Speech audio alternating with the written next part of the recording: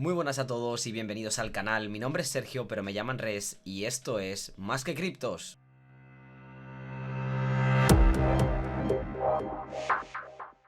En el vídeo de hoy vamos a hablar un poquito de las tasas de interés, que es un tema que actualmente interesa mucho. Y como no, tenemos aquí a Adrián un día más. ¿Qué tal, Adrián? ¿Cómo estás? Buenos días. Buenas, ¿qué tal?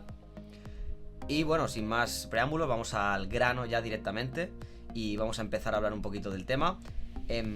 ¿Qué sucesos han llevado a la situación actual que tenemos en los mercados? Adri, cuéntanos. Bueno, a ver, este vídeo vamos a comentar un poco cuándo creemos nosotros que Bitcoin o que los mercados en sí van a empezar a remontar un poco.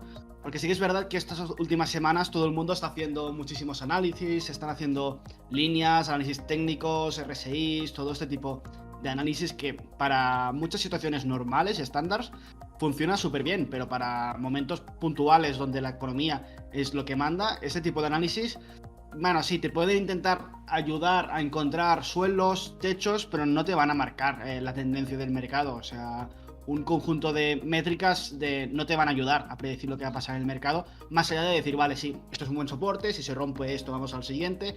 Esto sí que te va a ayudar, pero no te va a ayudar a predecir lo que va a pasar en el mercado. Entonces, primero, para predecir lo que va a pasar en el mercado y saber cuándo realmente esto va a poder empezar a remontar, tenemos que entender por qué hemos llegado a esta situación, ¿vale? Hay tres sucesos bastante importantes por el cual hemos llegado a esta situación.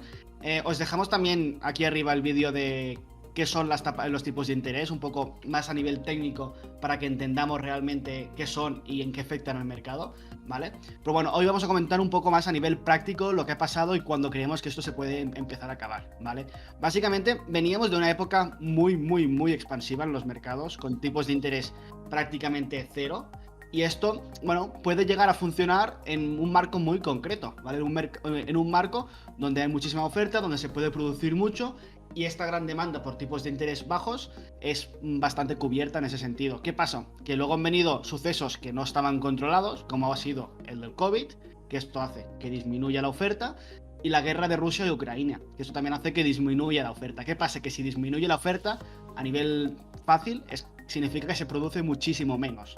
Entonces, si hay tipos de interés bajos y se produce muchísimo menos, eso estamos otra vez en un shock de oferta. Y a partir de ahí, al entrar a un shock de oferta, hace que la inflación se dispare. Esto ha sido un poquito el suceso o todo lo que ha pasado en estos últimos meses o incluso años que ha llegado a esta situación final.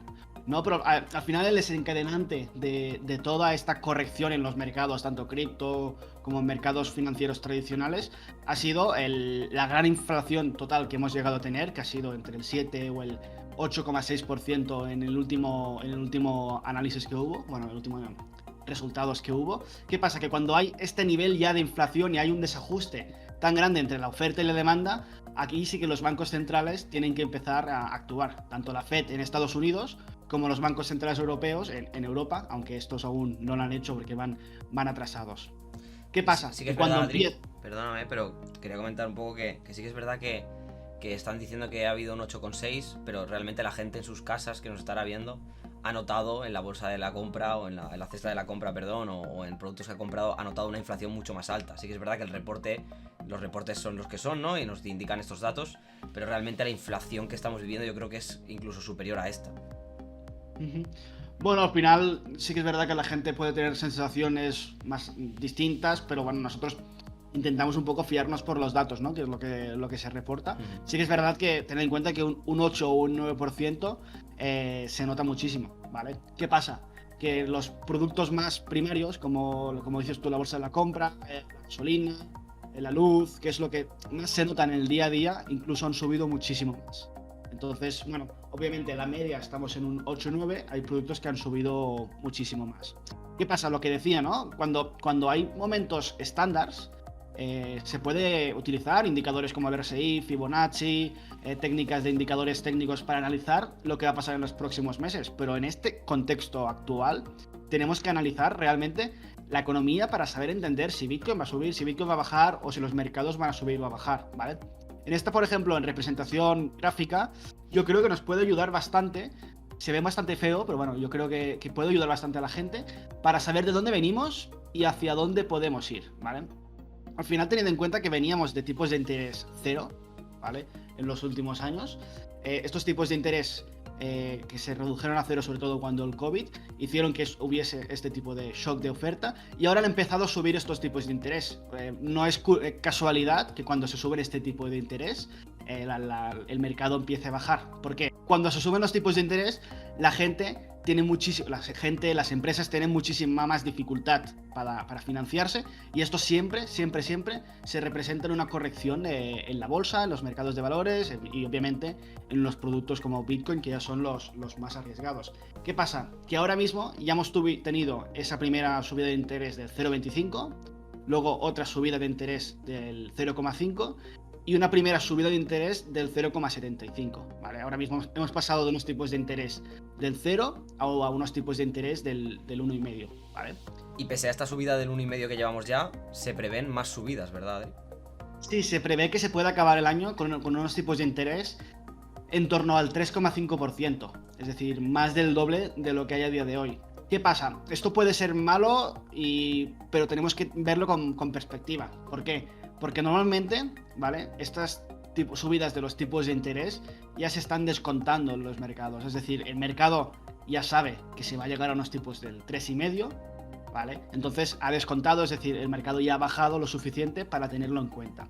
¿Qué pasa? Que estos descuentos nunca son al 100%, es decir, que aunque sí que se esté descontando, como sí que tiene algo de incertidumbre, porque no se sabe lo que va a pasar, obviamente esas subidas de tipos de interés van a llegar seguramente en este 2022, nuevas bajadas y nuevos mínimos históricos. ¿Qué pasa? Bueno, mis históricos no relativos, obviamente, histórico no puede ser. ¿Qué pasa?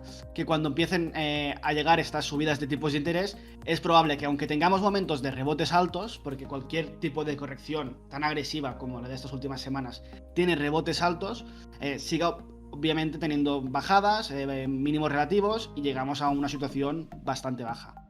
A partir de ahí, yo creo que será pues, posiblemente para finales de año, noviembre, octubre del 2022, ahí realmente habremos llegado ya a una recesión. Es decir, estas subidas de tipos de interés nos van a llevar a que la economía esté en recesión, es decir, no haya un crecimiento, haya un crecimiento negativo, y cuando hay recesión o cuando empieza esta recesión, los bancos centrales lo que hacen es el contrario. Vamos a bajar los tipos de interés para volver a aumentar la actividad en la economía. Y esto es bastante interesante porque cuando llegamos a esta situación, normalmente en las crisis encontramos el suelo. Es decir, a partir de ahí, de que ya se han subido todos los tipos de interés, vamos a encontrar el suelo y otra vez los mercados van a empezar a recuperar, ¿vale? Esto yo creo que puede ser una fecha bastante importante, que será prácticamente, seguramente se prevé sobre octubre, noviembre del 2022, y ahí realmente podremos encontrar el suelo. Claro, en Bitcoin, ¿cuál estará el suelo? ¿En 15.000, en 18.000, en 10.000, en 3.000? Esto es difícil de prever. Normalmente tener en cuenta que tanto en momentos alcistas como en momentos bajistas, las previsiones se quedan cortas. Es decir, en momentos alcistas, cuando la gente está empezando, no, Bitcoin a 150.000, a 200.000, si os fijáis, casi siempre nos quedamos cortos, ¿vale? Porque hay como dos subidas, ¿no? La subida real, que la que puede producir el mercado, y la subida por el hype de la gente que se cree que va a llegar a ciertos niveles y nunca al final se cumplen. ¿Qué pasa? Que en momentos pesimistas normalmente nos pasa lo mismo. La gente está diciendo ahora, no, Bitcoin va a llegar a 3.000, va a llegar a 5.000. Obviamente es bastante probable que aún no hayamos encontrado suelo, pero también, igual que en momentos alcistas creemos que se va a llegar a unos picos y nunca acabamos llegando, en momentos bajistas creo que puede pasar lo mismo. Así que nada, creo que esta fecha de octubre, noviembre del 2022 puede ser buen momento para encontrar suelo y aquí empezar a remontar. Porque además, en este gráfico, también que estamos viendo de los tipos de interés históricos, desde el 2000 hasta 2022 ahora mismo, también lo vimos, ¿no? En 2008, cuando hubo la gran crisis financiera que hubo por el tema de las hipotecas, subprime, etcétera, cuando se llegó a estos máximos de tipos de interés y se empezaron a bajar estos tipos de interés, fue cuando encontramos el suelo. Encontramos el suelo y a partir de ahí tuvimos una gran recuperación hacia arriba. Y bueno, las oportunidades de compra de 2008 fueron las mejores. La gente que compró en los suelos de 2008 fácilmente duplicó sus ganancias en pocos años. Entonces, obviamente, los momentos de crisis y momentos negativos son malos, pero la gente que realmente está informada y que analiza bien los mercados, más allá de tirar una línea o ver a un youtuber que tira 4 líneas y te dice que siempre va a subir más o que siempre va a bajar más, es importante analizar esto para realmente entender hacia dónde vamos. Entonces, es algo bastante importante. Mucha gente ya está dando este año por perdido y veo que tú dices que, o crees, que a partir de octubre, noviembre vamos a empezar la recuperación. De hecho, he escuchado a mucha gente, y me gustaría preguntártelo, porque he escuchado a mucha gente que nos dice que estamos en la mitad de ciclo, como sabéis, queda aproximadamente un poquito menos de la mitad de ciclo para volver a tener un halving de Bitcoin, y mucha gente da por perdido ya este año y dice que a partir del año que viene o dentro de un año, año y medio, será cuando empiece todo a recuperar. Tú prevés que será antes, ¿verdad? ¿Por qué crees que será antes? Porque lo que dices de que el suelo va a ser siempre... la gente se queda corta en el suelo al igual que en la subida, o algún factor más que interesante que crees que puede afectar a esto. A ver, centrándonos solo en el mercado cripto, yo no digo que a partir de octubre, noviembre volvamos a ver Bitcoin en niveles de 60.000 o máximos históricos.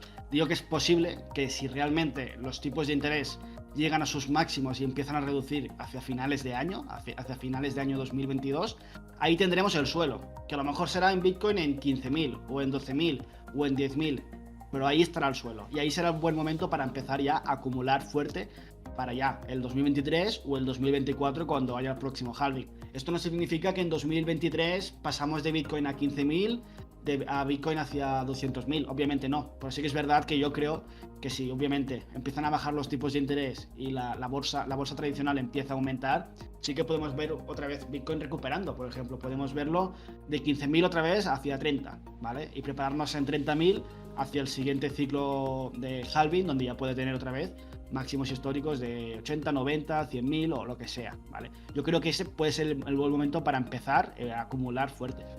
Sí, yo también espero una opinión personal, ¿eh? También espero una lateralización. Estoy totalmente de acuerdo con lo que has explicado. Y espero que a partir de tocar mínimos tengamos una lateralización, de que sí pueda ser de ese año, ¿no? Que dice la gente que va a tardar en recuperarse. Y puede ser que sea esa lateralización de un año, que ese año va a ser perfecto, recordar, para poder ir acumulando, los que aún crean en Bitcoin y el mercado cripto. Y los que no, pues ya sabéis, podéis compraros una tienda de chucherías y vender. Y esta crisis que se avecina, que ya creo que está claro que va a venir, ¿crees que va a ser peor que la de 2008? A ver, nadie puede saber hasta ciencia cierta si va a ser peor, va a ser mejor. Sí que es verdad que viendo algunos datos, a mí me hace ser un poco más optimista, ¿vale?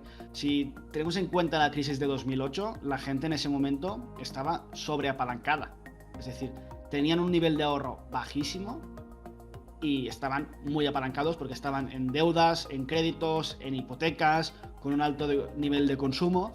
Esta crisis que puede llegar, o que va a llegar, es bastante distinta, si os fijáis. El hecho de que hemos tenido un año y medio de COVID ha hecho que la gente, hasta hace unos pocos meses, estuviese en máximos históricos de ahorro.